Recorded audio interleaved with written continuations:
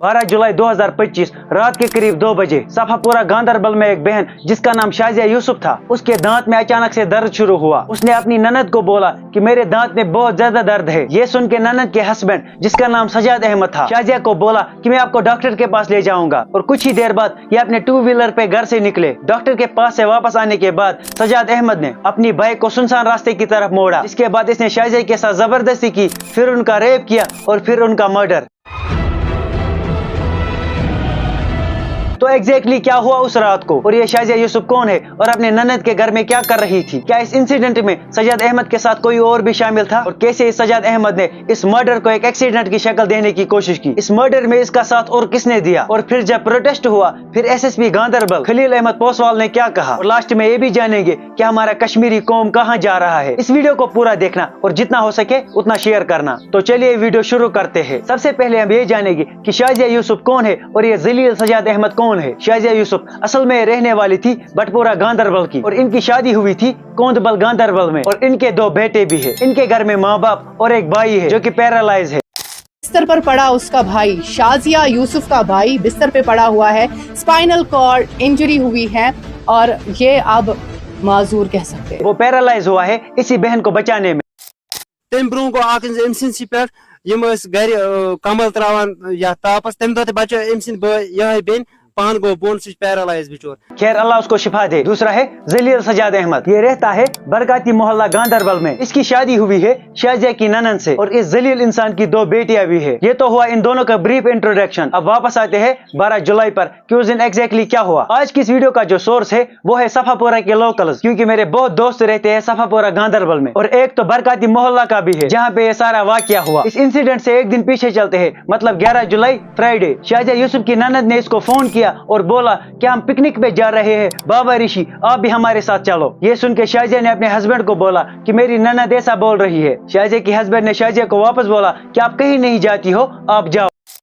खानदार कौन चकने गसान कहीं तो गस कहीं परवाह। यहाँ पे आप देखो कि शाजिया के हस्बैंड को कितना भरोसा था अपनी बहन पे। फिर शाजिया आई बरकाती मोहल्ला गांधरबल, जहाँ पे इनको रात को रुकना था। फिर अगली सुबह मतलब सैटरडे को इनको पिकनिक जाना था, मगर उसी रात के करीब 2 बजे शाजिया के दांत में अचानक से दर्द शुरू हुआ। तो इसने अपनी ननद को बोला। वहीं पे था सजाद अहमद जो कि शाजिया के ननद का हस्बैंड था। उसने शाजिया को बोला कि चलो मैं आपको डॉक्टर के पास ले जाता हूँ। फिर डॉक्टर के पास से वापस आने के बाद सजाद अहमद ने अपनी बाइक को एक सुनसान रास्ते की तरफ मोड़ा। देखो ये रास्ता कितना सुनसान है। लेकिन शाजिया को थोड़ा शक हुआ।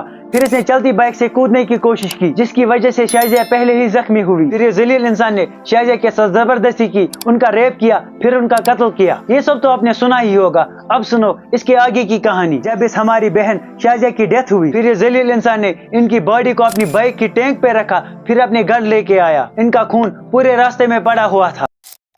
CCTV फुटेज चेक कर तथ पे हावान टंकी पे तम लटक युस कल खून तो जंगल खखरी खून तम हसा कपर कपर एरिया कपर अत हसा लास्ट आय योतान योतान खून पेमुत अमुक मतलब गो यह सोदी यह स्पॉट तमिश। घर पहुंच के इस दरिंदे ने शाजिया की बॉडी को बाथरूम में रखा, फिर अपनी वाइफ को बुलाया। यहाँ पे बहुत सारे सवाल बनते हैं कि क्या इस मर्डर में शाजिया की ननद भी मिली हुई थी? अगर नहीं तो सुबह इन्होंने कैसे बोला कि शाजिया की डेथ बाथरूम में गिरने की वजह से हुई? और काफी सारे लोग ये भी बोल रहे हैं कि शाजिया के कपड़े इसकी ननद ने ही चेंज किए। कि तमिश ड्रेस तोर्मुत चेंज तमिस पलो फोटेज पे अलग पलो पत घर वतिस तमिस अलग पलो गो यम बहुत तमिश तम सी खानदार पलो लगे, क्योंकि ऑब्वियसली शाजिया के कपड़ों पे तो खून लगा हुआ होगा। फिर सुबह होते ही शाजिया के घर वालों को पता चला कि बाथरूम में गिरने की वजह से शाजिया की डेथ हुई, जिसके बाद शाजिया का जनाजा पड़ा गया। लेकिन फिर बीच में आया गांधरबल पुलिस। इन्होंने बोला कि इसका पोस्टमार्टम होना चाहिए। पहले तो शाजिया के घर वालों ने पोस्टमार्टम करने से मना किया, लेकिन फिर डॉक्टर के कहने पर उन्होंने पोस्टमार्टम करने की इजाजत दी, जिसमें साफ साफ पता चला है कि शाजिया का रेप हुआ है और फिर मर्डर। फिर 14 जुलाई मंडे की सुबह को सारा सफापुर सड़कों पर आया प्रोटेस्ट करने के लिए।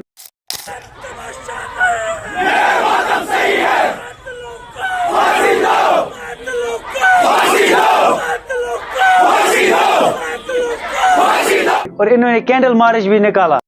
ऐसा सजा हम देंगे इसको दोबारा।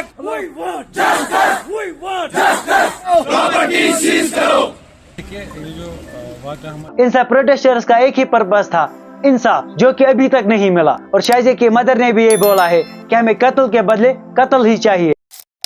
दियो फस कतलस कत्ल दियो मे मे कून कूर मे कूर मे सहर सोए वो मे कुछ त्रे पगह आब न कतलस कतल दियो मे अमिस यो कतल बह कर्नस तो पथ मे फुटरवन खबर बस तो तुम तूर शाहजहा तत शाहजहा मोहम्मद। पहले अब ये देखो कि वहाँ के लोगों का क्या कहना है।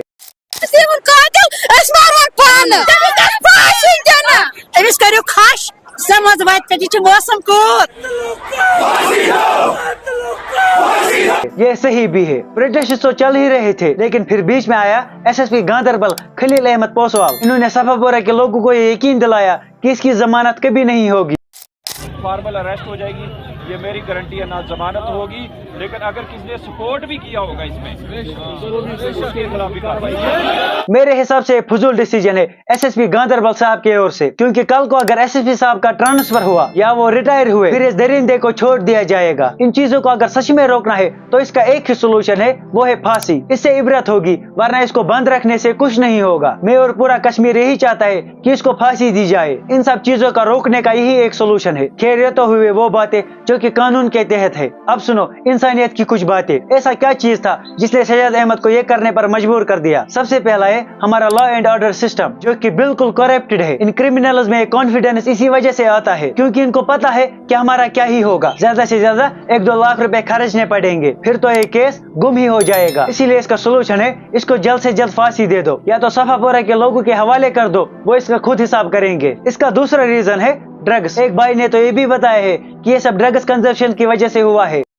और साथ में हम पुलिस को भी मौजबाना अपील करते हैं, ये जो फसाद है, ये जो क्राइम होते हैं, उनकी जड़ जो है वो है सिर्फ ड्रग्स।